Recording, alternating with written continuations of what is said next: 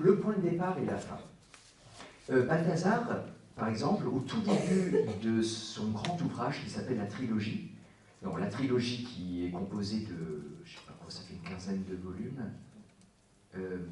ça fait 8000 pages à peu près. Il commence, une des premières phrases de la trilogie, c'est « Pour le philosophe et le théologien, le point de départ de la pensée est capital parce qu'il oriente tout le reste. Dépendant comment on pense, quel est le point de départ, ça va orienter toute notre pensée. » Et par exemple, si comme avec Thomas, on part du Dieu un, eh ben on va passer notre temps à essayer de tenir l'unité. Et on va se retrouver avec ce qu'a fait Thomas, c'est-à-dire une trinité très mentale, parce que très très unifiée.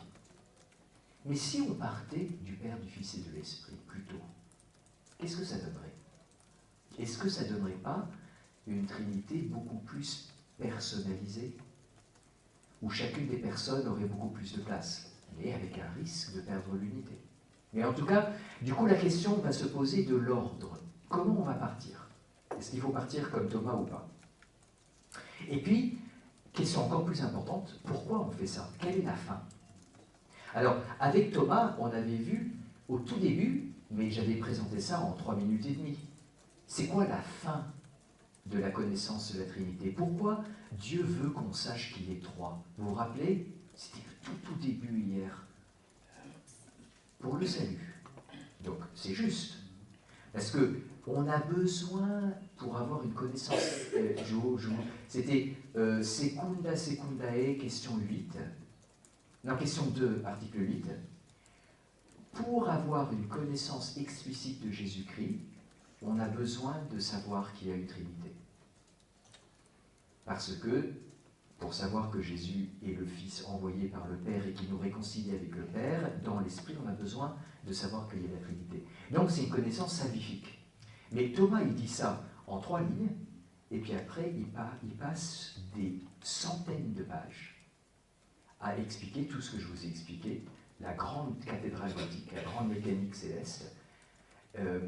Par contre, nous, les modernes, avec tout ce que je vous ai expliqué, on se dit, il faut qu'on garde la fin visible. Il faut qu'on ait toujours cette fin à l'œil. On est en train de faire ça pour le salut, pas simplement pour connaître.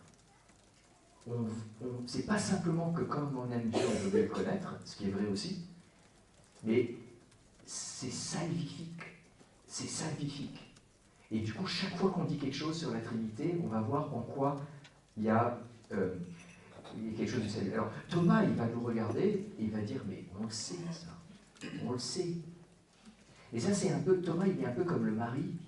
Et vous savez, quand la femme dit, chérie, tu m'aimes, et le mari répond, mais je te l'ai déjà dit. Et Thomas, il est un peu comme le mari. Il dit, mais je vous l'ai déjà dit, mais c'est évident. Mais nous, les modernes, on est peut-être plus féminins, je ne sais pas quoi, mais on a besoin plus d'entendre pourquoi on fait tout ça. Et je pense que vous êtes parfois posé la question, pourquoi on est en train de faire tout ça? Et ça veut dire que vous êtes moderne. Un médiéval, il va pas dire, il va dire, ouais, c'est génial. Un moderne, il dit, mais pourquoi on fait tout ça? Et donc, on va toujours garder le salut en tête. Et du coup,